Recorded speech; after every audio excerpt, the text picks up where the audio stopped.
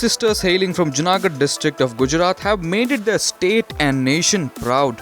Nisha Mulyasa and her sister Ria Mulyasa have become the first Gujarati women to be inducted into the military unit of the Israeli army. Nisha is currently heading the military department of communication and cybersecurity, and she is also the leader of the frontline unit. Meanwhile, Ria is undergoing commando training in the Israeli army and has decided to join the unit after completing class 12th. Subsequently, after 3 months of rigorous training, she will be posted to the army. According to Junagadh Jiva Bhai, Nisha has been serving the Israeli army for over 2 years. Nisha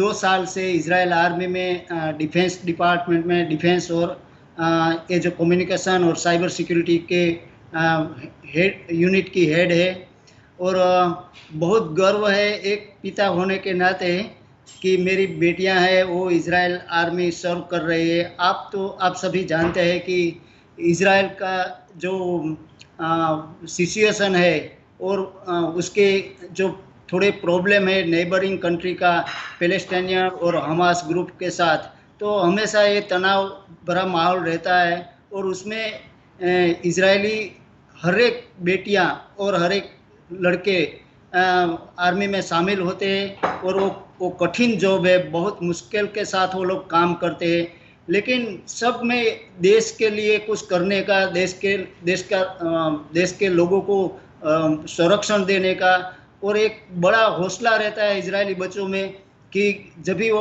army में जाते हैं तभी बहुत कुछ सीख के फिर बाद में वो घर लौटते हैं।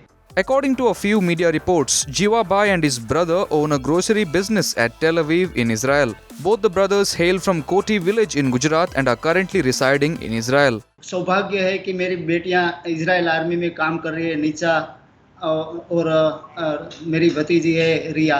एक गुजरात के छोटे से गांव में से शायद 30 साल पहले इधर इजराइल में आया और इजराइल के आप तो जानते हैं किबुज वगैरह है, वहाँ रह के मैंने बहुत कुछ इजरायली जीवन धोरण का सीखा है, यहूदी लाइफस्टाइल, इधर इजरायली का लाइफस्टाइल सीखा, फिर बाद में मुझे इधर का सिटीजनशिप मिला।